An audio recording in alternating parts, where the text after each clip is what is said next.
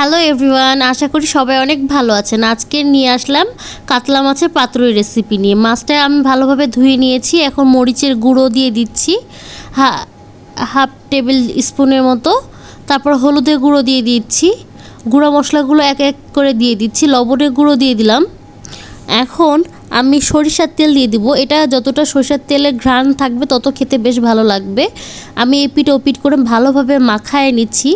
আমি এটা মাখিয়ে ম্যারিনেশনে রেখে দিব 10 থেকে 15 মিনিটের মতো। ততক্ষণে আমি এটার মশলাগুলো বেটে নিব। এই কাতল মাছের পাতুরিটা খেতে বেশ ভালোই লাগে, তবে আমি বাসায় এত প্রশংসা পাবো আমি নিজেও ভাবিনি।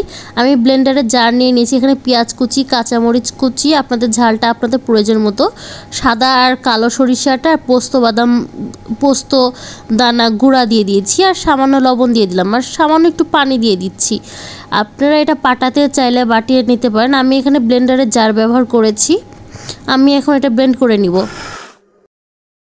ব্লেন্ড করা হয়ে গেছে। এটা খুব মিহি একটা হয়েছে।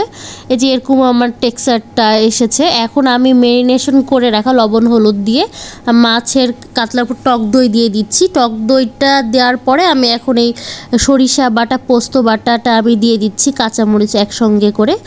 আর হচ্ছে এটা আমি সবগুলো ব্লেন্ডার থেকে নিয়ে দিয়ে দিচ্ছি।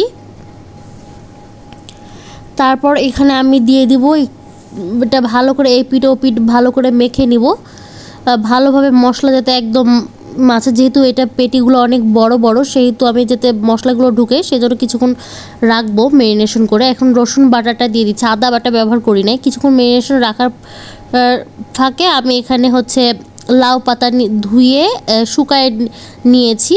ধুয়ে অবশ্যই শুকায় নিতে হবে, নাহলে মশলা বের হয়ে যাবে। আমি গা থেকে আঁশগুলা ছাড়িয়ে একটা একটা করে প্লেটে করে নিয়ে নিয়েছি। যেভাবে আমি হচ্ছে এটা বাঁধবো সেভাবে রেডি করে নিচ্ছি। আমি প্লেট নিয়ে নিয়েছি। বাঁধাটাই আসল। মশলা বের হয়ে আসলে তেলটা তখন গায়ে ছিটে আসবে, তখন ভালো লাগবে না খেতে। আগে প্রথমে আমি সরিষার বাটা মশলাটা দিয়ে দিলাম, যেটা মাছের সাথে লেগেছিল আমার। তারপরে মাছ দিলাম, আবার সেই বাটা মশলাটা দিয়ে দিচ্ছি।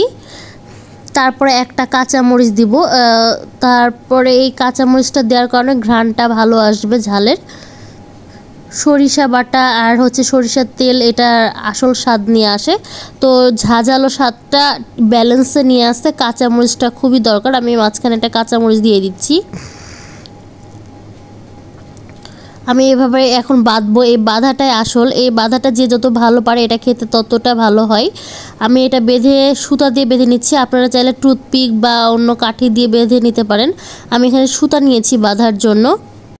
আমার বাঁধা হয়ে গেছে। আমি এক এক করে 2টা পিসি বেঁধে নিয়েছি। বাঁধাটা সুন্দর হলে আরও দেখতে ভালো লাগতো।